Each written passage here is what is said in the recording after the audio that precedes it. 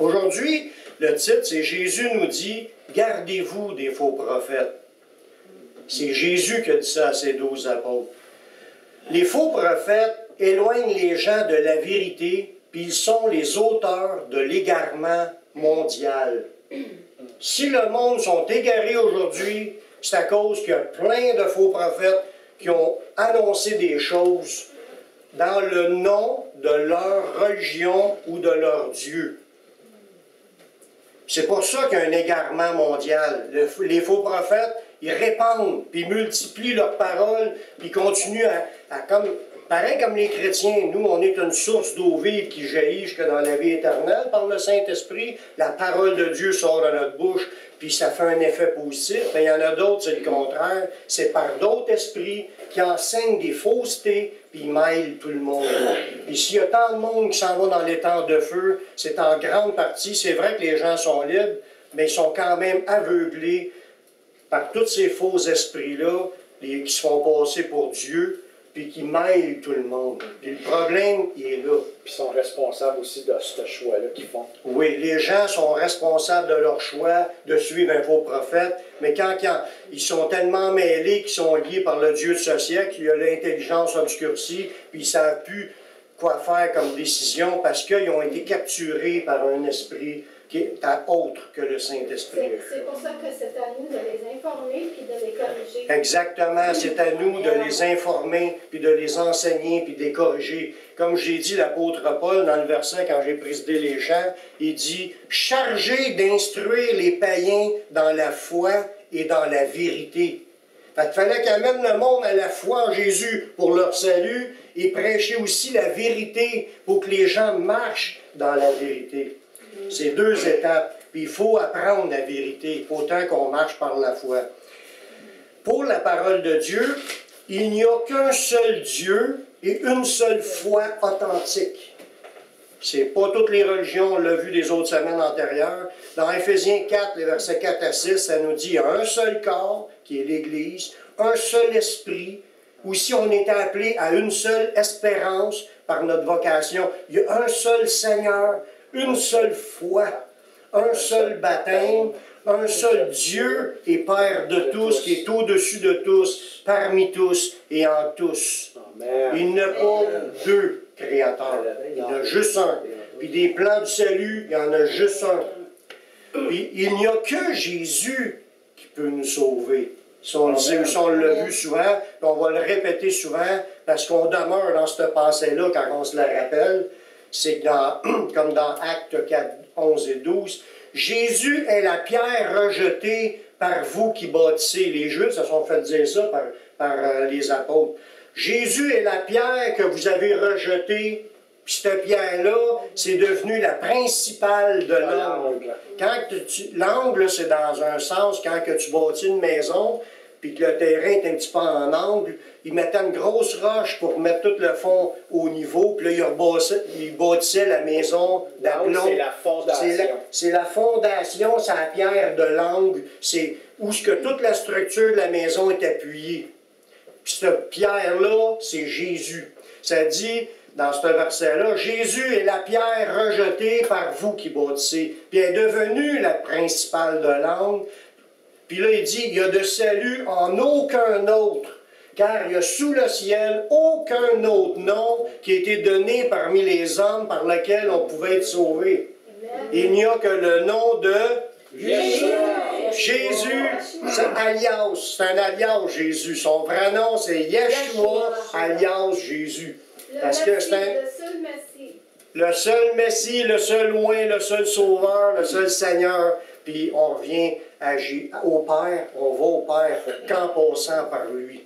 Fait qu'avec ces deux versets-là, mais il y en a plein d'autres, on a déjà, notre vision est centrée sur la vérité, on s'en va à la bonne endroit. Puis, par cette confession-là, ça veut dire que nous croyons à cette confession-là, c'est ce qu'on a accepté dans notre vie.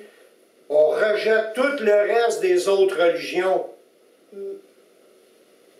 Parce que si on confesse qu'il n'y a qu'un seul Dieu, un seul Seigneur, une seule foi, puis qu'il n'y a pas d'autre nom que le nom de Yeshua qui nous sauve, On ne croira pas en ce que les autres religions enseignent, qu'il y a d'autres manières d'être sauvé. Sauvé par tes œuvres, ben, tu vas avoir plus de bonnes œuvres que de mauvaises. Que Joseph Smith il a vu un ange. Que Joseph Smith il a vu un ange, puis il a établi un autre plan pour être sauvé. Puis d'autres vont dire c'est par Marie, d'autres vont dire c'est par des morts, tu peux prier des morts, ou ton ange gardien, ou peu importe. Ta grand-mère. Ta grand-mère. Tout ça, là, c'est des mensonges. Tout ça, là, le reste, là, les autres religions et toutes leurs théories sur, même les dieux, on parlait des dieux grecs tantôt, que c'est toutes des légendes, puis des fictions, puis des choses montées par l'intelligence humaine. Ça n'existe pas. Il y a un seul Dieu, le Créateur de tous, qui est en tous, parmi tous, puis qui maintient toutes choses en existence. Il n'y en a pas deux.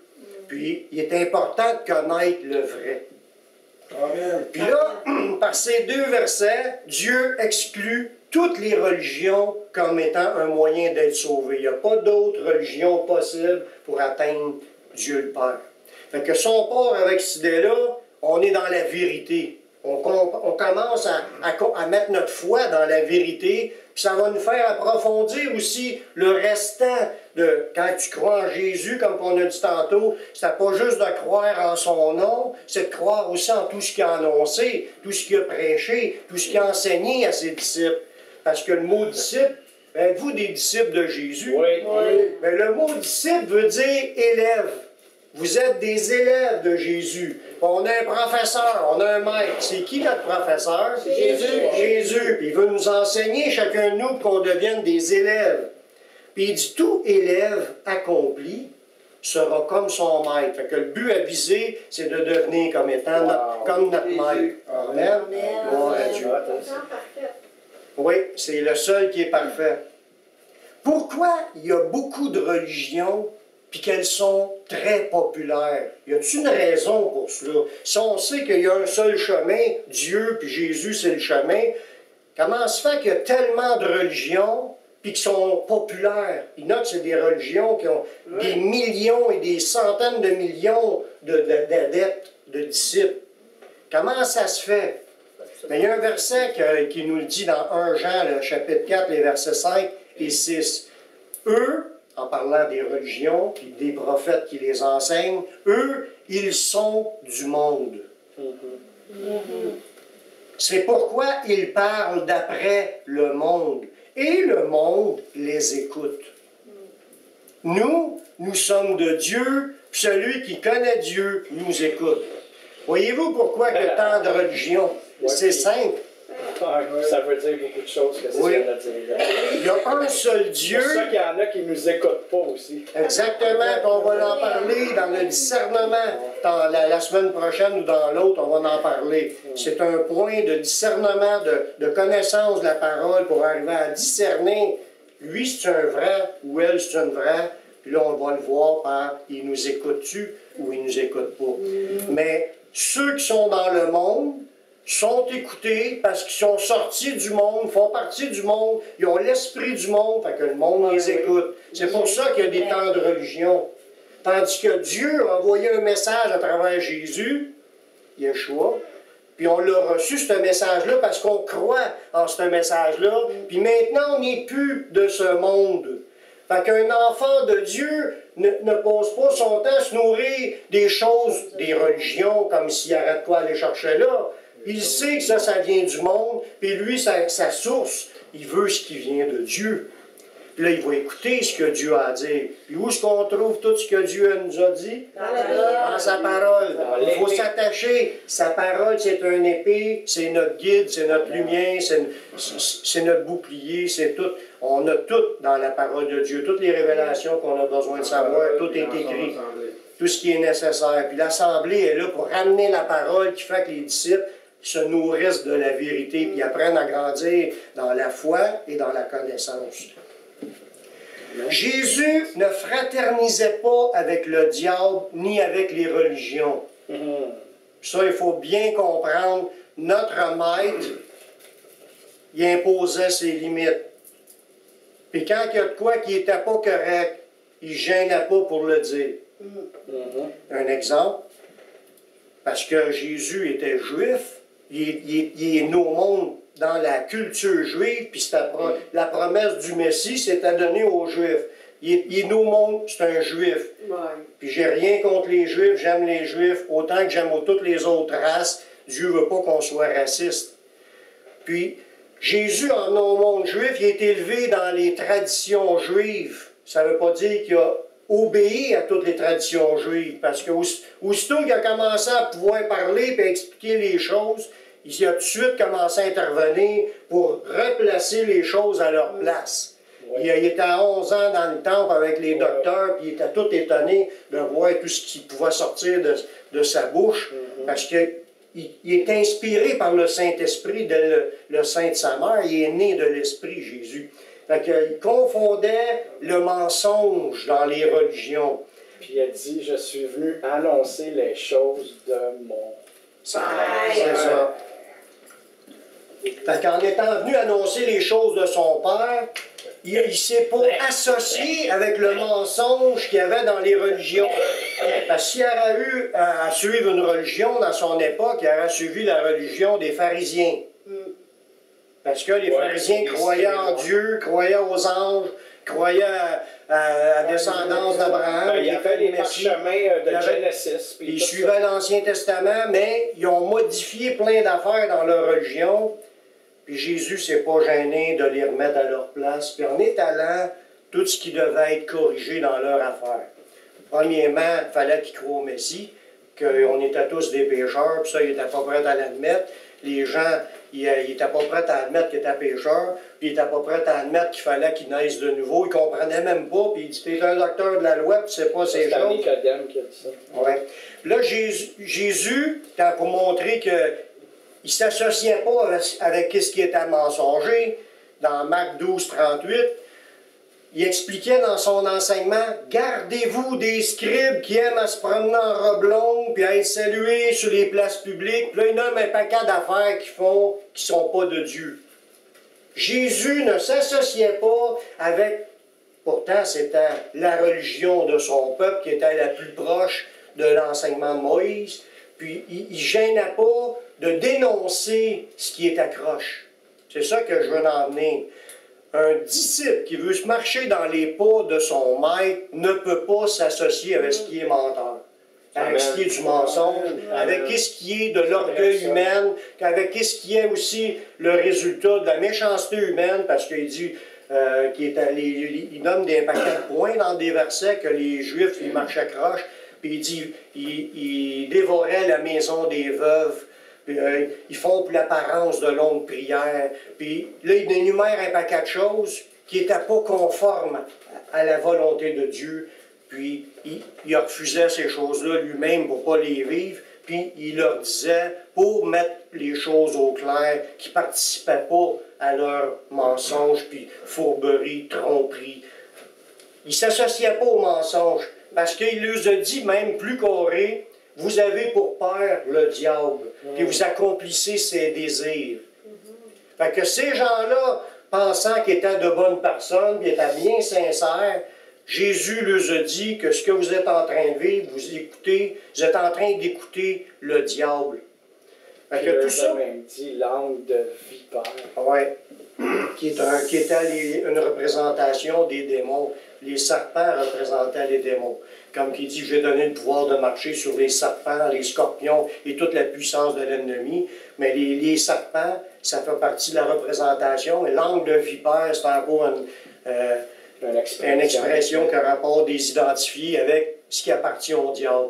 Quand que ça appartient au diable, Jésus, il n'embarquait pas là-dedans, puis il tassait ça, puis il dénonçait. Le Seigneur, pour nous, qui veut le suivre, qui veut marcher sur ses traces, on veut devenir à l'image de Jésus, nous demande de ne pas participer aux œuvres des faux prophètes. Êtes-vous étonné? Non, non. Pas du tout. C'est son Si royaume. lui, il le fait, puis il s'opposait à ce qui était mensonger, puis il déclarait les choses comme que c'était en réalité, il nous demande à nous de faire la même chose. Il dit, tout disciple accompli va être comme son maître. Fait qu'il y a un verset qui nous parle de cela, dans 2 Jean 1,10. Puis ça, à la base, un disciple de Jésus doit marcher dans l'amour, comme Jésus a marché dans l'amour. Mais quand Jésus reprenait les gens qui étaient menteurs ou hypocrites ou pas corrects, autrement dit, c'est pas parce qu'il manquait d'amour pour eux. Au contraire, il y avait assez d'amour pour leur dire que c'était pas correct, qu'est-ce qu'il est en train de faire, dans le but qu'ils se repentent. Jésus ne flattait pas le péché pour l'encourager. Il a dit continuez, vous allez peut-être comprendre un jour. Non, pour qu'ils comprennent, il fallait qu'ils le disent. Pour qu'ils comprennent, il fallait qu'ils le disent que c'était pas correct. Puis là, les gens, s'ils sont à l'écoute de l'Esprit Saint, ils vont se poser des questions, vont demander à Dieu, puis Dieu va lui montrer c'est pas correct que c'était en train de vivre là, puis il va se repentir, puis il va abandonner son mauvais chemin. Mais Jésus, c'est par amour qu'il le faisait. Puis il nous demande à nous aussi de marcher dans l'amour, à s'aimer les uns les autres, puis à aimer même notre ennemi. Mais ça ne veut pas dire qu'il faut laisser tout passer. C'est ça, on ne peut pas être d'accord avec eux, puis de tout laisser passer, puis montrer qu'on est tous frères quand même. Voyez-vous? Dans le passage, dans 2 Jean, chapitre 1, les versets 10 et 11, puis ce qui est encore plus étonnant de ce verset-là, c'est écrit dans l'épître de Jean, puis Jean, il est surnommé l'apôtre de l'amour. S'il y a bien quelqu'un qui aimait, puis qui est accolé sur Jésus, puis que c'est un jeune, il aimait. Bon. Puis c'est pas parce qu'il n'aimait pas qu'il a dit ce qu'on va lire là. Regardez bien qu'est-ce qu'il dit. Jean, l'apôtre de l'amour. Si quelqu'un vient à vous et n'apporte pas cette doctrine, laquelle doctrine? La doctrine de l'Évangile du Seigneur. S'il vient à vous et n'apporte pas cette doctrine, ne le recevez pas dans votre maison. Ne lui dites pas salut. Il y a 2 affaires qu'il ne faut pas faire. Puis il dit pourquoi qu'il ne faut pas le faire. Même si tu aimes ton ennemi, mais à cause qu'il vient, il est là dans le but de venir t'évangéliser dans sa fausse doctrine, ça nous dit, laissez-les pas rentrer dans votre maison, dites-lui pas salut, car celui qui lui dit salut participe à ses mauvaises œuvres. Puis ce que je veux qu'on comprenne la profondeur du mot participer, comme dans ce verset-là, ça nous dit, si tu le rencontres sur la rue, puis il s'en vient te parler de sa fausse religion, puis tu lui dis, « Ah oui, salut, puis je t'invite, viens prendre un café », tu es en train de participer à ses mauvaises œuvres. Ça veut dire pas approuver qu'est-ce que c'est qu'il fait. Tu viens de l'approuver, tu viens de dire en lui montrant un encouragement à continuer à faire ce que tu es en train de faire, je t'approuve. J'aime ce que tu es en train de faire, tu es correct, tout est beau. Puis c'est un faux prophète. Tu parles d'un faux prophète qui n'amène pas la doctrine du Seigneur. Puis là, il y en a qui vont dire, ouais, ben moi, quand je vais m'asseoir dans l'église d'une autre religion, il dit, je participe pas. Je fais juste regarder. Ouais. Je fais juste regarder. Je participe pas. Pourtant, Jésus, l'apôtre Jean, il dit, tu fais juste y dire salut, puis tu viens de participer. Fait qu'imagine-toi quand tu vas t'asseoir là, qu'est-ce que tu es en train de faire? Tu es en train de participer. Quand tu l'encourages, tu es en train de lui montrer que tu approuves ce qui est dit là, puis tu es en train de démontrer que tu crois à cela. Puis si un autre te voit là, on en a parlé la semaine passée, un faible dans la foi qui te voit là, il va dire « Ah, ben lui il est assis là, je vais y aller moi aussi. » Puis il va dire « Amen » à la prière de Marie, puis il va tomber, il va perdre son salut, il va se mettre à croire en quelque chose pour être sauvé. Jésus ne participait pas aux œuvres des pharisiens, puis leurs mensonges, puis il leur disait, puis il nous demande à nous de ne pas participer. Amen. Encore moins de participer à leur réunion. Parce que même tu dis je participe pas, mais le fait que tu es assis là, tu es bien plus que dire que tu l'encourages juste par une poignée de main. Tu es assis là, tu es en train d'encore bien plus l'encourager. Tu participes. Les faux prophètes, il faut comprendre, c'est une chose que c'est dans la Bible, puis il faut le comprendre là, comme si c'est quelque chose de autant que c'est Jésus qui nous le demande. Les faux prophètes, ils sont ennemis de Dieu. Amen. Même si la personne, Dieu aime tout le monde, il a tellement aimé le monde qu'il a donné son Fils unique, mais Dieu a des ennemis.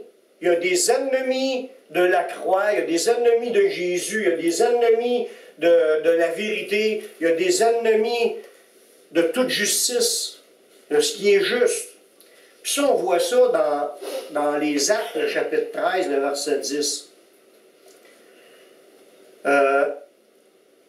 Puis en devenant ces gens-là, en devenant ennemis de Dieu, sont automatiquement tombés nos ennemis. Vous allez voir pourquoi. L'apôtre est en train d'évangéliser, puis il rencontre quelqu'un. Puis c'est un Élymas le magicien, c'est un magicien, c'est un gars qui est instruit dans des choses pour séduire le monde, qui est entraîné le monde. Magicien, c'est ça? Ouais. C'est Élymas, là? Là, il dit dans l'autre verset, il dit c'est Élymas que veut dire son nom. Élymas le magicien, que lui, il était avec le proconsul, puis le proconsul, il était attentif à ce que l'enseignement, ce qui était dit par Paul, puis lui, il s'opposait, puis commençait à s'ostiner, puis à dire que c'est pas ça, puis il présentait ses croyances, puis sa foi. Il faisait de la magie. Il faisait de la magie, mais il présentait sa foi, puis il s'ostinait avec Paul pour essayer de démolir son témoignage. Il a-t-il été reçu comme étant un bon gars, puis on fait toute partie de la même religion? Pas par les apôtres, mais il a essayé de... Oui. Regardez bien comment est-ce qu'il a été appelé par l'apôtre Paul. L'apôtre Paul, il a dit une parole, « Homme plein de toute espèce de ruse et de fraude, fils du diable, ennemi de toute justice, ne cesseras-tu point de pervertir les voies droites du Seigneur? » Wow. Il n'a pas été traité, « Oh, on est tous frères, même si on n'a pas la même pensée. » Non, non. Tu t'opposes à la vérité. Tu es un fils du diable. Tu es un ennemi de toute justice. Il le met à sa place. Il le met à sa place, il l'a dénoncé publiquement, puis il n'a pas communié avec lui, puis aller fraterniser pour aller dans son église, puis toi, il viendra bien après. Non, ça ne marche pas, cette idée-là. Quand une personne enseigne autre chose que l'Évangile qu'on a reçu pour le salut, qu'il soit anathème, ça veut dire maudit, excommunié, voyez-vous? Ce que je veux en venir, c'est qu'il faut réaliser que même s'il y a beaucoup de personnes autour de nous qui parlent d'un Dieu, ça ne veut pas dire qu'on est tous frères et sœurs. Ça ne veut pas dire qu'il faut que je m'assis dans leur église, puis on fraternise, puis on fait comme si rien n'était. Pas du tout. Si les gens apportent un autre évangile, ils sont en train de s'opposer à la vérité. Ils sont en train de combattre contre le Saint-Esprit. Leur fausseté est en train de combattre la vérité. Ils sont en train d'empêcher que l'autre ait la foi à côté de lui. L'autre voulait écouter, puis il voulait entendre, puis il était attentif. Puis il était en train de grandir dans la foi. Il recevait la semence de la foi, puis il est intervenu pour tout le mêler. Paul, il s'est reviré, puis il dit... Homme plein de toute espèce de ruse et de fraude, fils du diable, ennemi de toute justice, ne cesseras-tu point de pervertir les voies droites du Seigneur? Voici la main du Seigneur sera sur toi, puis tu vas tomber aveugle pour un temps. En disant cela, paf, l'obscurité des ténèbres a tombé sur lui, puis il voyait plus clair. Puis là, ça nous dit que le gars, le proconsul, il s'est mis à croire parce qu'il a vu la puissance de Dieu. Il a vu la vérité être révélée. Voyez-vous? Fait que quand on va évangéliser ou qu'on vit dans notre vie de tous les jours, on n'est pas là pour se faire des amis avec les ennemis de la croix, les ennemis de l'Évangile. Ça ne veut pas dire qu'on les aime pas. Si Paul lui a parlé comme ça à ce gars-là, c'est pas parce qu'il ne l'aimait pas. Il faut que la personne réalise quand elle tombe aveugle suite à la parole de Paul. Tu penses-tu que ce gars-là n'a pas réfléchi? Ça ne nous dit pas qu'il s'est converti, mais ça ne nous dit pas qu'il ne s'est pas converti par la suite. Fait que l'idée, c'est, les choses ont été établies, t'es un menteur, t'es un fils du diable, t'es un ennemi de la justice, puis clair. Puis que la main du Seigneur va être sur toi, tu vas tomber aveugle, puis c'est ce qui est arrivé. Puis là, la puissance de Dieu, le nom de Dieu est élevé, puis la vérité est élevée, puis l'autre gars, il a cru. Amen. Oui. Ben c'est drôle qu'est-ce que tu parles parce qu'il y a une personne, ça fait longtemps que je la connais, tu sais, je veux pas prendre la place, là, mais puis c'est un mormon, puis ça fait longtemps, comme tu dis exactement, puis eux autres même, ils disent que Jésus-Christ, c'est leur sauveur. Donc c'est un faux messie, là. C'est vraiment dangereux. Ils sont encore plus dangereux que les autres parce que les autres, au moins, s'affichent qu'ils sont des magiciens, des sorciers. On avait été invités justement, ben cette personne-là, ça fait une couple de fois, puis il essaie de me dire, ben non, on est tous pareils, on est frères et sœurs, puis j'ai été obligé de dire, dernièrement, il m'a invité, il a dit, hey, les temples sont ouverts, puis tout ça, puis il nous l'a demandé à moi, puis Cara. Puis on a dit non, ça ne nous intéresse pas. Puis là, j'ai prié le Seigneur, j'ai dit, Seigneur, ça fait 6 ans que je le connais, cette personne-là, s'il te plaît, par ton Saint-Esprit, si c'est pas vraiment une personne qui édifie ta parole et qui enseigne ton évangile, arrache les ronces alentour de moi, puis coupe la relation. Puis on a pu, le Seigneur il a coupé carrément la relation avec cette personne-là. Puis c'est plate à dire, mais tant qu'il ne se repentira pas de l'ange m'a remis, il est en danger d'aller en enfer. C'est un culte aux anges. Je voulais juste lancer ça, que c'est vrai que ça arrive même aujourd'hui qu'on peut être invité dans ces choses-là, puis résister, puis il n'a pas peur de dire non. C'est ça que je veux pas. C'est ça qui est le on va plaire. Hein? Si on résiste, on va plaire au Seigneur. Oui. Puis on défend la vérité. On va le voir un peu plus loin, que Dieu nous appelle à défendre la vérité, à prendre position pour la vérité. Puis là, maintenant, Jésus, dans la suite de l'histoire, là, on voit qu'il y a des faux prophètes, puis c'est à trancher, aussi carrément que ça. Pas parce qu'on les aime pas, on aime tout le monde, on veut que tout le monde soit converti, mais en gardant le mensonge, dans la tolérant le mensonge, tu y aides pas. Lui, il est aveuglé par un esprit, puis il ne sait pas, puis il a besoin de comprendre le vrai chemin, puis si tu lui dis pas, qui va y dire? C'est notre devoir. Mais maintenant, ce que Jésus... Quand là, on parle de le titre du message, Jésus nous dit « Gardez-vous des faux prophètes ».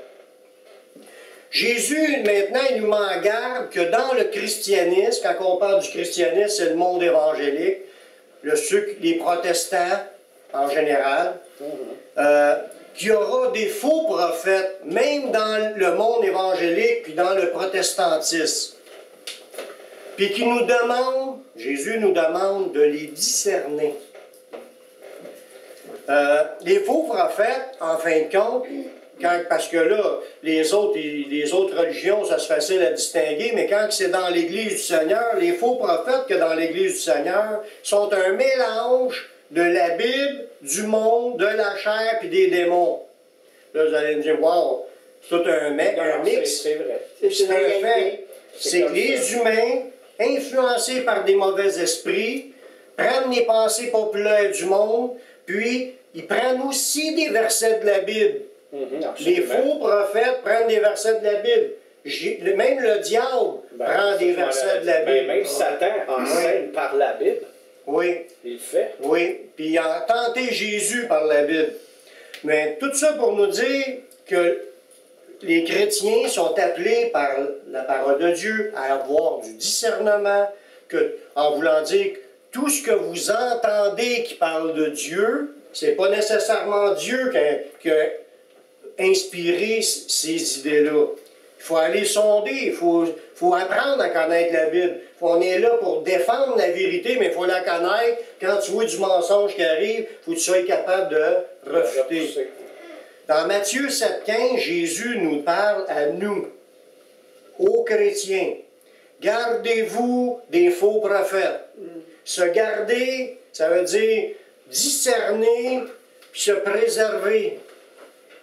C'est pas juste de le savoir qu'il est faux prophète. Faut pas que j'embarque dans ces faussetés. Puis là, ces faux prophètes-là, pour vous montrer, j'ai dans la même phrase, gardez-vous des faux prophètes, ils viennent à vous en vêtements de brebis. Mais au-dedans, c'est des loups ravisseurs. Quand il dit ça, Jésus, que c'est un vêtement de brebis, ça veut dire quoi? Imitateur. Imitateur de qui? De quoi? De Dieu. De Jésus. De Jésus, du christianisme. C'est qui les brebis du Seigneur? C'est les chrétiens. Fait qu'ils viennent en vêtements de brebis, ça veut dire qu'ils prennent l'apparence de chrétiens. C'est ça. Les faux prophètes, surtout, c'est ceux qui se disent prophètes. Puis là, Ils se donnent des titres. je voulais vous dire c'est quoi d'être un faux prophète. C'est quelqu'un qui, se faisant passer pour un prophète divinement inspiré, un prophète, c'est quelqu'un qui parle dans le nom de Dieu, comme en recevant des révélations, puis il dit « Ainsi parle le Seigneur me dit, le Seigneur me dit, le Seigneur, il dit ça. » Bon. Fait qu'il se passe pour des gens divinement inspirés, mais il annonce des choses fausses. Fausses. Des choses fausses. Dieu ne leur a pas dit rien, mais eux autres, ils entendent quelque chose, mais ce n'est pas le Saint-Esprit qui leur a dit, puis leurs déclarations sont fausses. Beaucoup de prophéties ne s'accomplissent pas, puis les gens ont mis leur espoir dans des fausses prophéties, puis le monde attend après ça, puis il n'y a rien qui s'accomplit. Après ça, ils sont contre Dieu, ils sont de la peine contre Dieu, parce que la prophétie ne s'est pas accomplie. Et Dieu ne l'a jamais dit, cette prophétie-là, parce que cette personne-là a parlé par audace, en son propre nom. Elle a décidé de dire... Elle a imaginé que Dieu lui a dit ça. C'est ça. Puis là, elle dit ça à tout le monde. Puis là, ils se font passer pour des prophéties divines. Mais en réalité, ce n'est pas Dieu qui leur a parlé. Non, c'est des fois, c'est eux autres même leur propre imagination, puis d'autres fois, c'est d'autres esprits. Ça ne veut pas dire qu'ils n'ont pas entendu quelque chose. Ils ont entendu des choses. Parce qu'il y a d'autres esprits qui parlent. Il n'y a pas juste le Saint-Esprit. Puis là, les gens espèrent dans leurs paroles, puis ils ne s'accomplissent pas. Puis ça s'est vu dans l'Ancien Testament. Il y a plein d'exemples. On va en voir quelques-unes dans les leçons futures pour nous faire comprendre comment ça marche, puis discerner. Jésus nous a parlé concernant les faux prophètes qui essaieront de nous séduire, de nous tromper, de nous détourner de la vérité par leurs mensonges. Parce qu'arrive un faux prophète ne fait pas juste des prophéties. Il y a aussi des enseignements, des doctrines, des croyances. Il base sa croyance, lui, sa religion, sur un paquet de principes. Un faux prophète, il y a toujours des croyances qui sont contraires à la Bible. Si tu fouilles un peu son enseignement, tu vas trouver des points que c'est pas ça que la Bible dit. Fait que, on va en parler encore dans la suite, un peu plus tard dans les autres études, pour comment les distinguer avec ce qui confesse, ce qui enseigne. Fait que là, il nous dit, Jésus qui parle, c'est pas n'importe qui, puis il dit pas ça à n'importe qui, il dit ça à nous. Chacun de nous, on doit être au courant de ce que je dis là. Il va y avoir plusieurs faux prophètes qui s'élèveront, puis ils séduiront beaucoup de gens. Pourquoi qu'il nous dit ça, Jésus? C'est pour nous mettre en garde. C'est dans Matthieu 24, ça. Hein, oui, 24, 11. Tantôt, c'était à Matthieu 7, 15 qui dit « Gardez-vous des faux prophètes, ils viennent en vêtements de brebis, mais au-dedans, c'est des loups ravisseurs. » Fait que ça a l'apparence de chrétiens. Puis dans l'autre, il dit « Ils vont séduire beaucoup de gens. » Ça veut dire que ces religions-là, ils vont avoir beaucoup d'adeptes. Beaucoup de gens qui suivent ces grands personnages-là qui ont des grosses prophéties, puis ils sont bien populaires. C'est pas à cause que quelqu'un est populaire que c'est la vérité. Qui représente Dieu. Oui, on l'a vu tantôt. L'esprit du monde attire les gens qui sont dans le monde. Tu peux avoir des grosses religions bien populaires, puis ça n'a pas rapport en voulant dire « ça doit être vrai ». Non. Il faut discerner ce qui est enseigné. C'est-tu biblique? Ça, c'est la bonne question. Dans Matthieu 24, 24, il dit, il va s'élever des faux Christ, puis des faux prophètes. Fait que Jésus, juste dans Matthieu, il y a 3 versets qui en parlent. Là. Des faux Christ, des faux prophètes, ils feront de grands prodiges, des gros miracles. Et il dit des grands prodiges et des miracles au point de séduire, s'il était possible, même les élus. C'est qui les élus? C'est nous. Fait que ça pourrait être possible qu'il nous séduit. Puis on le voit aussi que Paul l'a enseigné, que quelques-uns abandonneront la foi pour s'attacher à des esprits séducteurs, des doctrines de démons. Jésus l'a dit, pour séduire, si c'était possible, même un élu, puis Paul l'a prophétisé qu'il va en avoir, qu'il va abandonner. Puis même dans Matthieu 24, ça nous dit, plusieurs succomberont. Ils sailliront les uns les autres, ils vont se trahir. Puis ça va créer un paquet de troubles. Puis il va avoir la marque de la bête aussi Ouais. dans ce temps-là. Mais on est dans ces périodes-là. La marque de la bête n'est pas arrivée, mais on est déjà dans le temps de la séduction des Ouais. fausses religions. Les fausses religions n'ont jamais été autant connues et autant populaires comme là. Parce qu'avec l'Internet, il n'y a pas juste la parole de Dieu qui est répandue. Les fausses religions sont étalées, les fausses connaissances, les mensonges. Parce que ça semble chrétien, mais c'est des menteries. Dieu n'a jamais enseigné ces affaires-là dans la parole. C'est ça qu'il faut faire attention. C'est pas tout ce qu'on entend de la voix d'un prédicateur qu'on doit dire « c'est l'Esprit de Dieu ».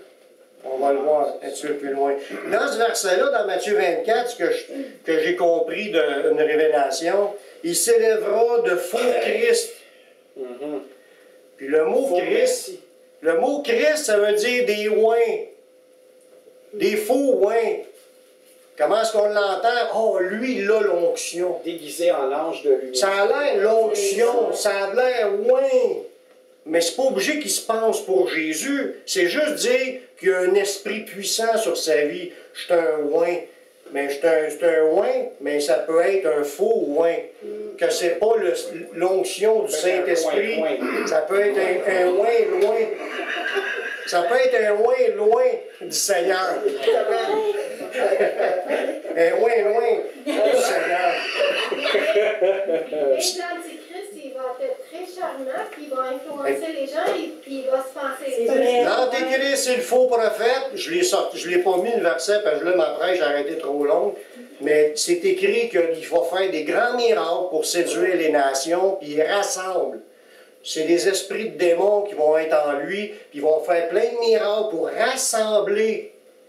Ce qu'on entend aujourd'hui, l'écuménique, le rassemblement de toutes les religions, c'est le mouvement de l'esprit de tromperie, de mensonge, une puissance d'égarement que Dieu a envoyée pour que le monde croit au mensonge.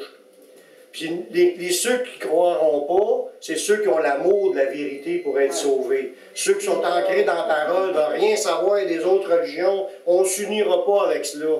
Parce qu'on aime Dieu, on aime Jésus, on aime sa parole, puis tout ce qui est faux, dans le nom de Jésus, on rejette tout ça. Amen. Amen. Gloire à Dieu. Yes. Les faux oins, les faux Christ, pardon, Il faut qu'on soit prêt à mourir dans ce temps-là pour Jésus. prêts à mourir pour Jésus, Ben là, ça se déjà passe aujourd'hui. là. Ouais. Parce qu'il y en a qui le vivent présentement, il y a des pays. Soupe jaune orange, les têtes coupées, les balles dans la tête. Ouais. Puis ça se passe. Ça a là. déjà commencé, oui. Oui. Et quand ça va être le temps de prendre position, puis qu'ils vont nous demander si ça arrive au Québec, il y en a que ça va être la prison ou d'autres choses, mais si ça arrive au Québec, mais il faut être prêt même lui dire pourquoi qu'on croit d'autres choses. Ouais. Nous autres, on croit au Messie et à sa parole. On croit en la vérité du salut en Jésus-Christ, rien d'autre. Non, on Et ne la croit marque- pas en d'autres choses, on croit en rien d'autre. la chose. Ouais, la vérité. Fait que faux Christ, faux prophète, ils vont faire des miracles au point de séduire.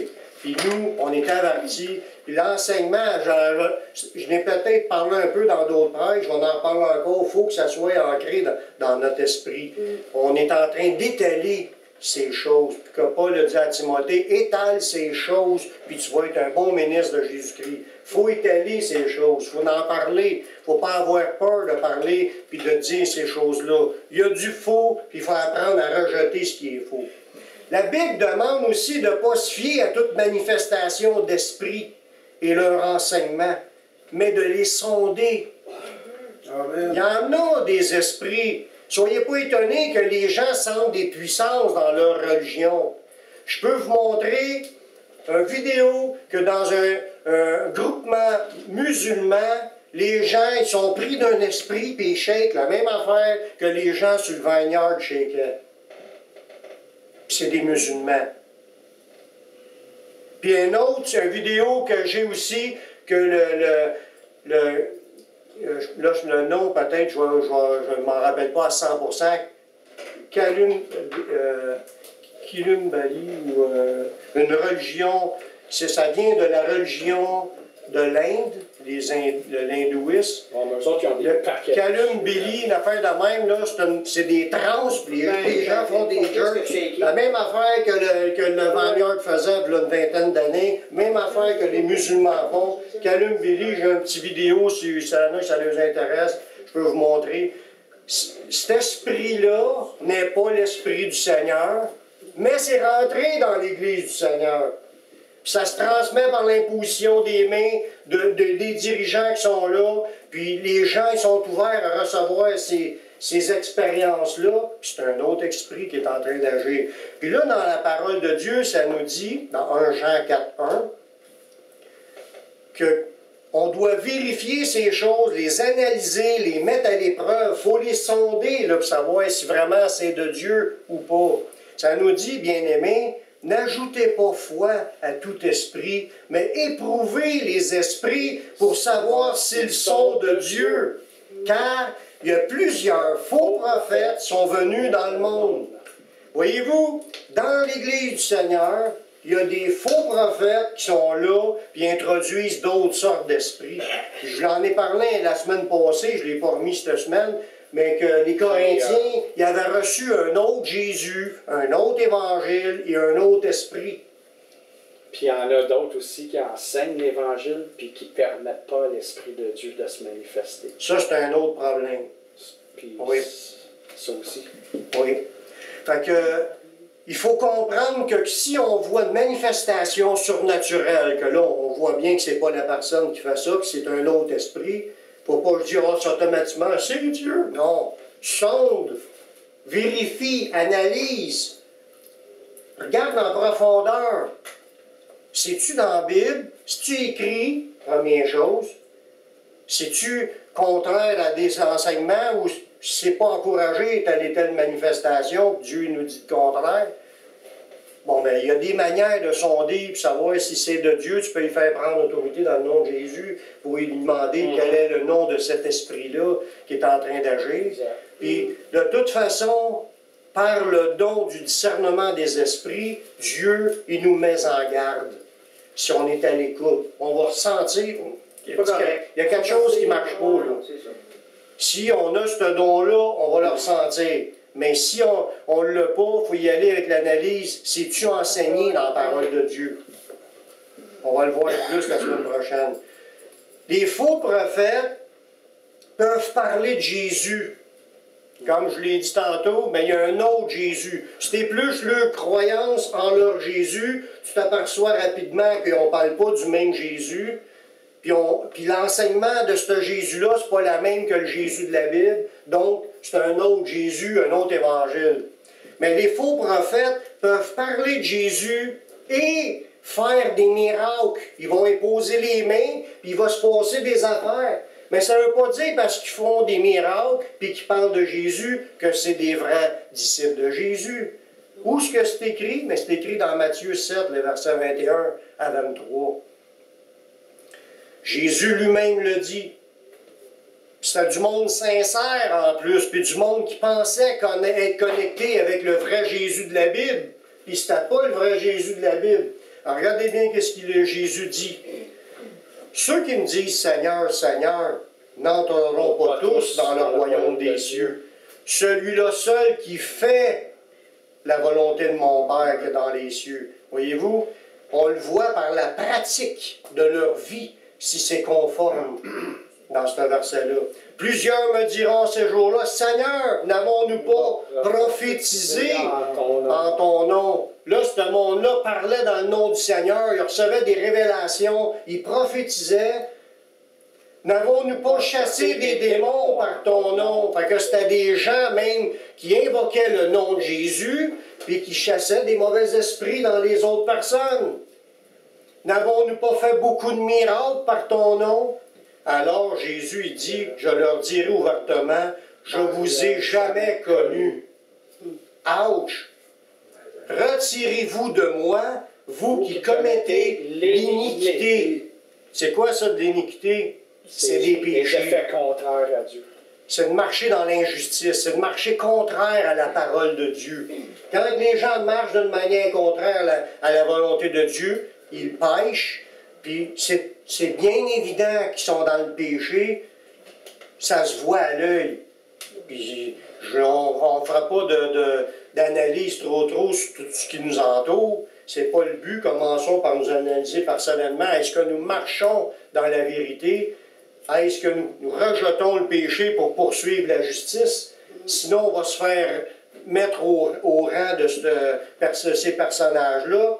Il dit, « Retirez-vous de moi, vous qui commettez l'iniquité. » Il ne faut pas croire que quelqu'un est de Dieu seulement parce que nous voyons des miracles. C'est ça qu'il faut en venir comme conclusion. C'est ce que Jésus a voulu qu'on comprenne. Ces gens-là chassaient des démons, ils prophétisaient, ils manifestaient des miracles, puis ils parlaient dans le nom de Jésus, puis ils n'étaient pas des envoyés, ni ils n'étaient pas en contact avec Dieu. C'était des faux prophètes. C'était toutes des personnes sincères. Seigneur, on a fait ça dans ton nom. Mais si elle a analysé la parole, puis ce que je veux en venir surtout pour la pensée qui se véhicule présentement, la pensée de la grâce, seulement que la grâce. Puis il parle de la grâce et le pardon, on est sur la grâce et le pardon, puis qu'on n'est pas obligé de pratiquer quoi que ce soit, on est sur la grâce. On n'a plus besoin de demander pardon. Puis on n'a plus besoin de demander pardon, on est sur la grâce. Fait que là, ils sont tellement là-dessus que c'est la grâce, puis il ne faut pas faire d'efforts. Dieu a tout fait, fait que je peux rester dans la... Donc, je peux rester comme ça, puis Dieu me changera si ça y tente de me changer, je n'ai pas à faire d'efforts. Mais ces gens-là, ils se comptent des mensonges, puis ils croient une fausse évangile, parce que la véritable évangile de Dieu, c'est un chemin de renoncement à soi-même, confession des péchés, puis recherche à mettre en pratique de tous nos efforts, puis Dieu va faire le reste. Parce qu'on est quand on s'enligne dans ce chemin-là, on veut changer de vie. Fait que quand tu pêches, tu ne peux pas te sentir à l'aise dans tes péchés, tu vas demander pardon, puis tu vas vouloir t'en sortir parce que tu sais que, premièrement, Dieu n'aime pas ça, puis Dieu, deuxièmement, ça t'est en train de t'auto-détruire parce que tu attristes le Saint-Esprit, tu perds ta communion avec Dieu, tu vas donner accès au diable, le diable va agir dans ta vie, tu vas détruire des choses autour de toi. Puis tu vas enseigner les autres. Puis tu vas enseigner des faussetés en plus. Fait qu'au bout de la ligne, quelqu'un qui pêche volontairement, il devient un instrument du diable. Il faut faire attention. Il faut rester dans la vérité. C'est pour ça qu'il faut marcher dans la vérité. Les ouvriers de Satan, ça c'est d'autres versets qui continuent à parler dans la même pensée, ils s'infiltrent dans le christianisme. Là, je n'apprends rien parce que je passe mon temps à me répéter, mais je ramène toujours des versets pour que ça nous soit, qu'on les apprenne par cœur. 2 Corinthiens 11, 13 à 15. Paul a déclaré que certaines personnes qui avaient prêché un autre Jésus, puis un autre évangile, puis avaient amené un autre esprit dans les Corinthiens, il lui a dit, ces hommes-là, ce sont de faux apôtres, des ouvriers trompeurs, déguisés en apôtres de Christ. Fait que si c'était là dans le temps de Jésus, tout de suite après le temps de Jésus, le Corinthien, c'est peut-être 15-20 ans plus tard après Jésus, c'est approche, là. S'il y a bien la parole, t'as bien plus d'aplomb dans ce temps-là qu'elle l'est aujourd'hui, parce qu'aujourd'hui, souvent, il y a plein d'affaires mêlées. S'il y avait des ouvriers trompeurs, des faux apôtres déguisés en apôtres de Christ dans ce temps-là, ça nous dit, c'est pas étonnant, puisque Satan lui-même se déguise en ange de lumière, il n'est pas étrange que ses ministres à Satan aussi se déguisent en ministres de justice, mais leur fin sera selon leurs œuvres. Voyez-vous, les œuvres vont parler. Fait que si la personne, c'est un ouvrier d'iniquité, puis il amène d'autres évangiles, puis il est né par d'autres esprits, puis il prêche un autre Jésus, sa fin va être selon ses œuvres. Il ne rentre pas. C'est un faux prophète, faux apôtre. Puis il faut prendre garde qu'aujourd'hui, dans l'Église du Seigneur, on peut en trouver des faux enseignants. C'est pour ça qu'il ne faut même pas que vous vous fiez à ce que je vous enseigne. Non, il faut aller la regarder. Allez fouiller dans la Bible si c'est vrai. Puis, Nicole l'a fait cette semaine, elle a un témoignage là-dessus. Je ne le demande pas de le raconter là, mais elle peut le raconter tout de suite après la réunion. tu as un questionnement, tu as une pensée qui n'est pas claire, allez fouiller dans la Bible, savoir si c'est vrai ou si c'est pas vrai. Prenez pas comme du cash tout ce qui est dit. C'est à Jésus et à sa parole qu'il faut être attaché. Le jour que celui qui vous enseigne ne sera plus là, vous allez être avec un autre. Puis là, l'autre va vous dire des affaires. Puis mec, l'autre, c'est plus là, ça va être un autre. Puis après ça, mais si vous vous faites entraîner dans le mensonge, c'est pas parce que vous ne le saviez pas. Donc, c'est notre responsabilité individuellement de rechercher à connaître la vérité. Puis si on a un doute sur une affaire, on la rejette. Il ne faut pas prendre tout comme du cash. Puis Yeshua, il a dit, mes brebis entendent. Ma voix. Mais il y a d'autres voix aussi qui nous parlent. C'est pour ça qu'il faut discerner. Puis pour discerner, il faut que tu connaisses sa parole, parce que l'Esprit Saint ne t'amènera pas en dehors de ce qui est déjà révélé. Fait que si tu restes dans ce qui est déjà révélé, tu ne peux pas te tromper. C'est souvent quand on cherche à en mettre trop, là, on en rajoute. Puis si on ne retrouve pas ces choses-là dans la On en Bible, rajoute ou on enlève. C'est ça que ça dit à la fin oui. aussi dans On en rajoute ou on enlève, c'est là qu'on Ceux-là vont commence à... voir tous les fléaux du monde. Oui, exactement. On a des problèmes aussi. Quand on rajoute, on enlève, on a des problèmes. Ben oui, ça c'est clair. Oui. Ben, si tu le fais, ouais. Ce qui provient de la fausseté, ça provient du diable. Ce qui est faux, c'est le diable. Il est menteur depuis le commencement. Puis tout ce qui est du mensonge, qui est le père du mensonge, c'est le diable. Même si moi, Daniel Poulain, je vous raconte une menterie, mais c'est le diable qui me l'a donné. Cette pensée-là. Oui, c'est de même que ça marche. Le mensonge, il y a un père de ça, celui qui donne les pensées dans les pensées des gens, puis c'est un mauvais esprit qui est là en arrière de nous. Il nous dit ça, souvent on peut s'en... Je ne te dis pas que je le fais, je ne ferai pas ça. Non, oui, mais pour se défendre, Oui. on trouve une excuse, on invente une menterie. C'est le diable qui vient de shooter cette menterie-là, c'est pas le Saint-Esprit. Un chrétien peut être animé par le mensonge, exemple, Saphira et Ananias. Qu'est-ce qui leur est arrivé quand ils ont menti? Ils sont morts à cause de leur menterie. C'est pas à cause que Dieu ne nous a pas frappé de mort lors de notre mensonge qui a approuvé notre menterie. On pourrait tomber raidement comme Ananias et Saphira. C'est que Dieu, s'il ne nous a pas jugés, c'est parce qu'il veut qu'on se repente et il nous laisse le temps de se repentir. Parce qu'il n'aime pas le mensonge, puis il n'y a rien de commun entre la vérité et le mensonge. Il n'y a rien de commun. C'est pas le même. L'Esprit Saint, c'est la vérité. Dieu, c'est la vérité. Jésus, c'est la vérité. Et le mensonge, c'est le diable. Fait que ce qui provient de la fausseté provient du diable. Fait que les religions, ça vient du diable. Bien qu'on veut que les personnes comprennent la vérité, mais pour les amener à la vérité, il faut leur dire la vérité. Puis là, on espère qu'ils réalisent. Puis on va leur dire avec amour. On ne crachera pas sur un faux prophète. On va leur dire avec amour pour qu'ils réalisent leur position, puis qu'ils tombent à la... On va espérer que Dieu les amène à la repentance, puis là, ils vont pouvoir se dégager des pièges que le diable les a capturés. Amen. Amen. Amen. Il dit, c'est pas il dit, c'est moi qui dis, ce qui provient de la fausseté provient du diable, puis ça a pour but de nous ramollir dans la foi et de nous égarer. Parce qu'un chrétien est appelé à se renforcer dans la vérité, dans la foi et dans la vérité. Mais si on accepte des mensonges, ça a pour but de ramollir, de nous mêler. Un petit peu de boucan là, dans une pièce, pas long, on est tout asphyxié. Si on laisse rentrer un boucan, là, on va plugger un exhaust de char dans la maison, là, puis si on laisse rentrer un boucan, là, aujourd'hui, au début, on va peut-être continuer à rire, on va peut-être après ça, on va tous s'endormir, on va tous mourir asphyxiés.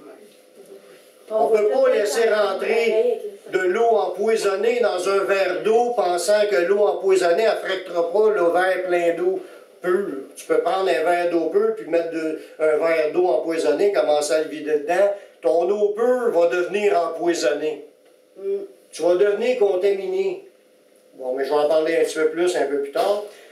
2 Pierre 3, 17, ça nous dit « Vous donc, bien-aimés, qui êtes avertis, mettez-vous sur vos gardes, de peur qu'entraînés par l'égarement des impies, vous ne veniez à déchoir de votre fermeté. Ça veut dire que si tu te tiens avec des gens du monde, puis que tu écoutes leur folie, puis leur fausseté, puis leur mensonge, ça pénètre ton esprit, puis tu deviens mêlé. Tu ne sais plus c'est quoi qui est vrai, puis tu risques de te faire entraîner par leur égarement, puis tu vas déchoir de ta fermeté. Autant que tu étais ferme avant, à cause de te laisser rentrer un peu de menterie, un peu de fausseté, tu ramollis, puis à un moment donné, tu deviens moins ferme. Tu as de la misère à dire non. Puis tu te fais entraîner, tout simplement, parce que le poison nous envahit. Le Seigneur nous demande de grandir dans la grâce et dans la connaissance.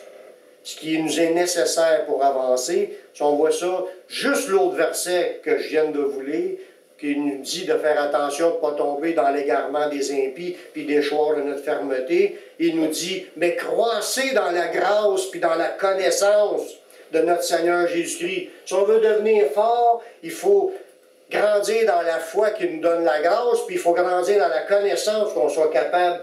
Là, c'est non. Tes menteries, j'en veux pas. On n'acceptera pas les tromperies des hommes. Puis il dit, tout ça, ça va amener la gloire à Dieu. Dernier verset. La Bible nous demande d'être vigilants et de combattre pour maintenir la vérité.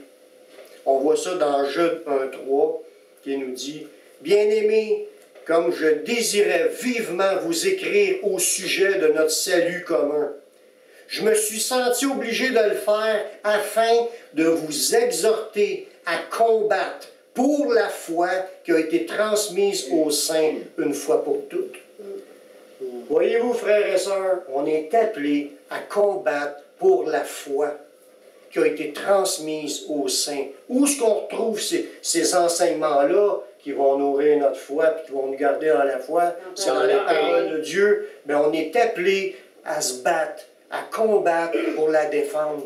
Comment est-ce qu'un chrétien peut défendre la vérité?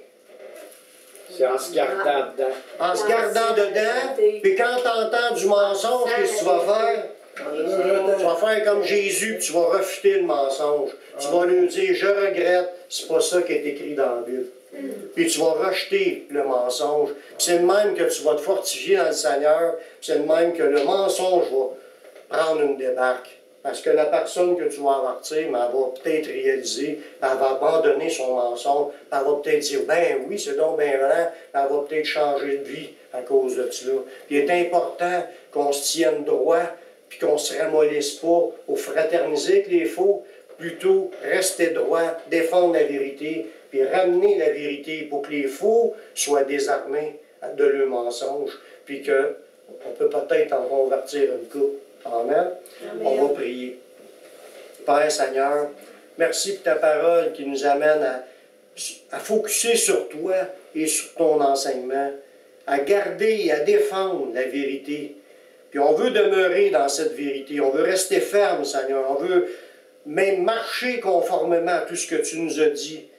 Donne-nous, Seigneur, la révélation, la connaissance, et qu'on puisse refuter le mensonge, qu'on puisse briller comme des flambeaux et éclairer les gens par la vérité. Je remercie de l'œuvre que tu vas faire pour séparer de notre cœur tout attachement au mensonge et nous donner de regagner en fermeté. Seigneur, merci pour ta parole qui nous fait du bien. On te rend la gloire dans toutes choses dans le nom de Jésus. Amen. Amen.